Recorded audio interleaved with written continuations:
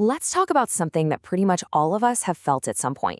That crazy rush of anxiety when you're in a social situation or have to speak in public. But here's the thing. This isn't something you just have to suffer through. It is absolutely a skill you can master, and today we're going to build your personal toolkit for confidence.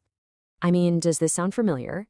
That exact moment when you're about to say something, or just walk into a room full of people, and your body just kind of goes haywire. You're not imagining it, and trust me, it is an incredibly common feeling. And get this feeling is not just for us regular folks. That quote, that's from Vin Jiang, a professional speaker, talking about one of his first big presentations. Even the people who do this for a living feel that pressure. He was so nervous he literally planned his entire outfit around hiding the sweat. It's just a perfect reminder that this feeling is totally universal. So yeah, if you've ever felt that way, I really want you to let this next part sink in. We're going to look at some numbers that prove just how far from alone you really are. Okay, let's start with this one. A full half of the population, that's 5 out of every 10 people, see themselves as shy. I mean, think about that for a second. The next time you're in a meeting or at a party, just look around. Half the people in that room are probably having the exact same internal battle you are. And it gets even more telling when the spotlight turns on. A staggering 8 out of 10 people say they feel uncomfortable being the center of attention. That is almost everybody. It's such a powerful reminder that the calm, cool exterior you see on other people is often just that, an exterior. But here's the most important part of all of this. This is not a life sentence. Nerves can be managed. You can actually build a set of tools, both for your mind and your body, to walk into these situations with a whole lot more confidence. All right, our first set of tools is all about triage. What to do right in the heat of the moment. These are the techniques you can pull out of your back pocket when you feel that physical wave of anxiety starting to build. Have you ever wondered why your hands shake or your voice gets all wobbly? Well, it's actually just simple mechanics. When you get nervous, you tense your muscles without even realizing it, and that physical tension creates this little involuntary vibration. So the key to stopping the shake is to release the tension. So how do you do that? How do you release that tension? Well, you borrow a technique perfected by people who operate under the most extreme pressure you can imagine, Navy SEALs.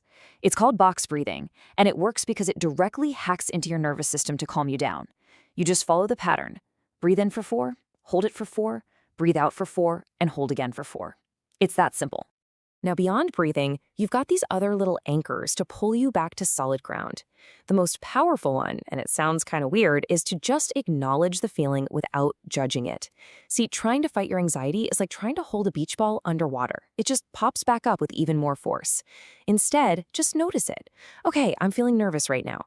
That small act of acceptance can rob the feeling of its power. Of course, the best way to handle the moment is to prepare before the moment even happens. A ton of our anxiety comes from a fear of the unknown. So our next tool is really simple.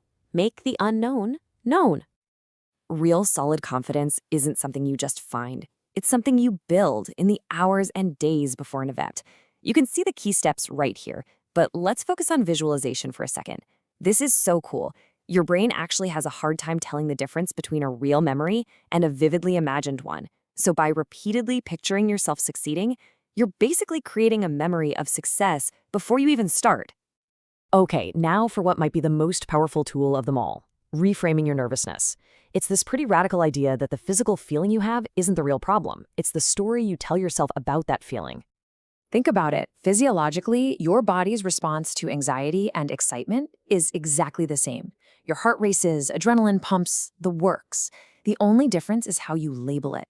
So instead of telling yourself, oh no, this is a threat, try relabeling it as, okay, this is a challenge. Seriously, just saying the words, I'm excited out loud, can actually trick your brain into a challenge mindset instead of a threat mindset. So much of our anxiety comes from being stuck in our own heads, right? We're worrying about what we look like, how we sound. The fastest way to short-circuit that whole spiral is to adopt a mindset of service. Make it about the other people in the room, not about you.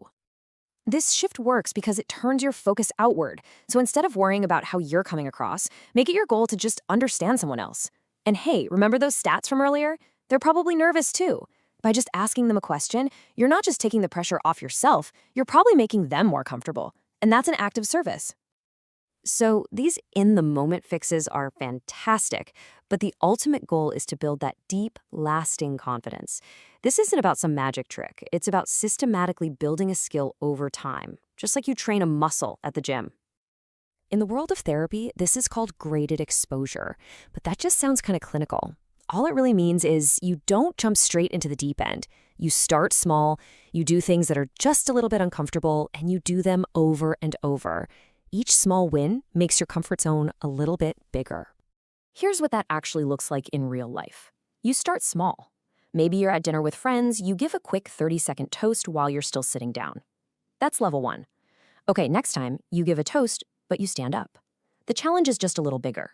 From there, maybe you stand up to give your weekly update on a team Zoom call. See, each step is manageable and each one builds on the last. And it is so important to remember that professional support is an incredibly powerful tool. Cognitive behavioral therapy, or CBT, is this really effective, skills-based approach where a therapist basically helps you identify and challenge the thought patterns that are fueling your anxiety. It's kind of like having a personal trainer for your mind. Now, this part is absolutely crucial.